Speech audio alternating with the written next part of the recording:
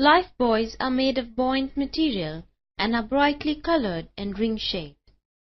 They are placed at strategic locations around the ship to ensure easy access in an emergency. Lifebuoys are required to be stored in such a way so as to be capable of being easily cast loose and not permanently secured.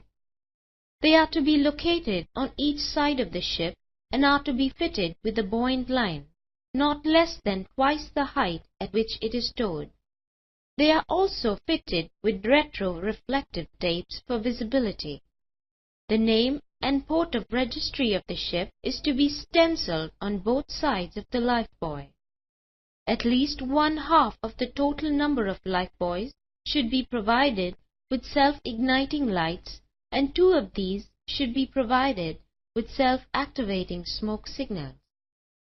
The specifications of lifebuoys are: outer diameter not more than 800 mm, inner diameter not less than 400 mm, support capacity of 14.5 kg of iron in fresh water for a period of 24 hours, mass of 2.5 kg or more, fire resistant for a period of 2 seconds, sustain a drop from varied heights above the waterline in the lightest sea-going condition or 30 meters, grab line of length not less than 4 times the outer diameter of the buoy.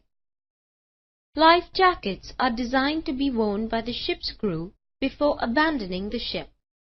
They are made with the objective of assisting a person keep his head above the water while floating.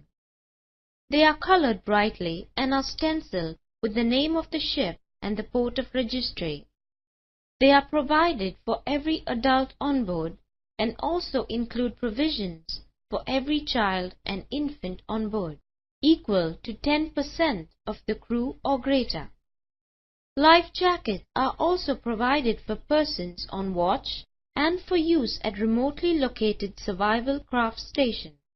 They are placed at accessible locations and are marked with the weight, height, and child or infant symbols. The requirements of life jackets include the following: loss of buoyancy not more than 5% after submersion in fresh water for more than 24 hours. Fitted with a whistle.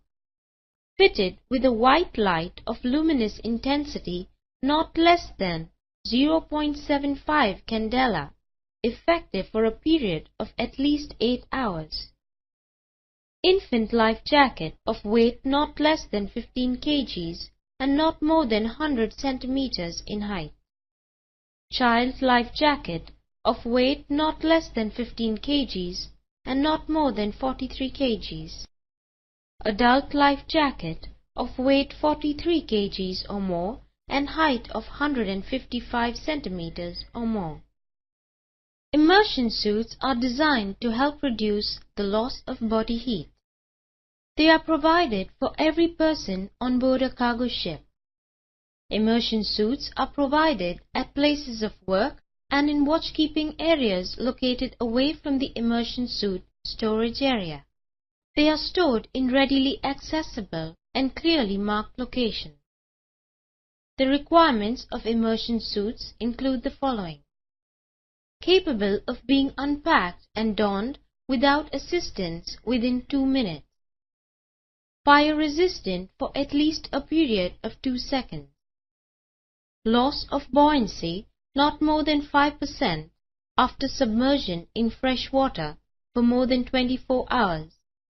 Cover the whole body with the exception of the face.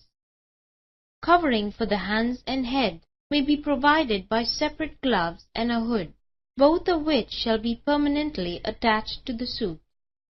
Ability to sustain a jump from a height not less than 4.5 meters into the water without damaging or dislodging the immersion suit. Thermal protective aids are designed as a suit or a bag made of waterproof material, having low thermal conductance. They are made of durable and insulating material and are designed to cover the wearer's entire body. except for the area of the mouth, nose and eyes. Thermal protective aids are colored brightly to enable easy detection. They are provided with gloves that facilitate the wearer to close and open the zipper or carry out other tasks. The requirements of thermal protective aids include the following: thermal conductance not to be more than 7,800 watts per square meter per Kelvin, capable of being donned without assistance in a survival craft or rescue boat, does not hinder the swimming capability of the wearer, capable of being removed in water in not more than 2 minutes, effective in temperatures between 30 degrees to plus 20 degrees, marked with the manufacturer's name and instructions for use. GMDSS approved ships are required to carry the following as a minimum requirement: 3 portable VHF two-way radio telephones, 2 search and rescue transponders, 1 EPIRB operating on 406 MHz. Survivors should carry a GMDSS approved VHF two-way radio telephone apparatus. Persons leading the boat stations should carry radios along with spare batteries. Nickel-cadmium batteries on the radio set can be recharged after use on board. Spare batteries made of lithium for use in case of an emergency. Lithium batteries cannot be charged. A search and rescue radar transponder SART is stored on a mounting bracket on each side of the bridge. The SART should be carried in the survival craft.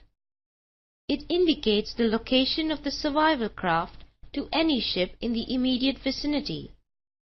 When the SART is switched on, it goes on to the standby mode. Once triggered, it can be identified by 12 blips on the radar screen. When viewed from a distance within 1 nautical mile, the blips turn into concentric rings on the radar screen. The detecting range of the SART improves with height. The SART is powered by a battery. It has a test switch to check its functionality. The battery has a life of about 3 to 4 years. Operating and testing instructions are marked on the exterior of the SART. A satellite emergency position indicating radio beacon EPIRB should be carried on all seagoing ships of 300 gross tons and over. The EPIRB transmits a distress alert through a polar orbiting satellite or by satellites operating in the geostationary Inmarsat coverage. An EPIRB transmits a distress call when activated to rescue coordination centers through local user terminals. Line throwing apparatus. A line throwing apparatus is specifically designed to help deploy a buoyant line from the ship to the shore or to another ship.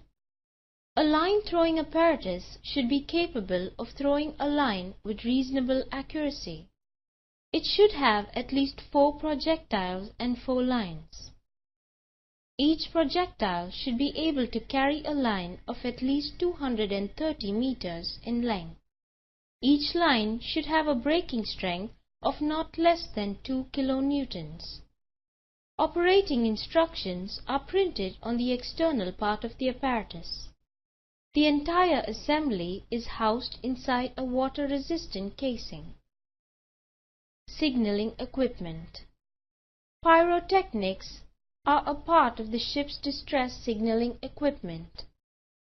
They are used to attract the attention of ships in the vicinity besides helping locate survivors. Pyrotechnics consists of rocket parachute flares, hand flares, and buoyant smoke floats. Each lifeboat and life raft should carry 4 rocket parachute flares, 6 hand flares, and 2 buoyant smoke signals. The ship is also to carry 12 rocket parachute flares, which form part of the ship's distress signals. Rocket parachute flares should be housed within a water-resistant container. The operating instructions should be printed on the container. The design of the rocket parachute flare should not cause any discomfort to the person holding it. When fired vertically, the rocket should reach an altitude of at least 300 meters. When the rocket is at its top, it releases a parachute flare of a bright red color with a luminous intensity of 30,000 candelas or more for at least 40 seconds. The rate of descent of the flare should not be more than 5 miles per second and should not cause harm to the parachute fittings. Hand flares. Hand flares should be housed within a water-resistant casing. The instructions should be written on the casing. The ignition of the flare should be self-contained and should not cause any discomfort to the person holding the casing and the survival craft. When ignited, the hand flare should burn in a bright red color with a luminous intensity of 15,000 candelas or more for at least 1 minute. It should continue to burn for 10 seconds when immersed in 100 millimeters of water. Buoyant smoke floats. Buoyant smoke floats should be housed within a water-resistant casing. The operating instructions should be written on the casing. When operated, the smoke float should emit a highly visible colored smoke for at least 3 minutes. It should not ignite explosively. Smoke floats should continue to emit smoke when submerged in 100 millimeters of water for 10 seconds. It should not be swamped in a seaway. Other signaling equipment. Other signaling equipment in survival crafts include one waterproof electric torch and a daylight signaling mirror. The electric torch should be suitable for Morse signaling. It should have one set of spare batteries and one spare bulb. The daylight signaling mirror should be provided with instructions on its use. It should be capable of signaling to the ships and aircrafts in the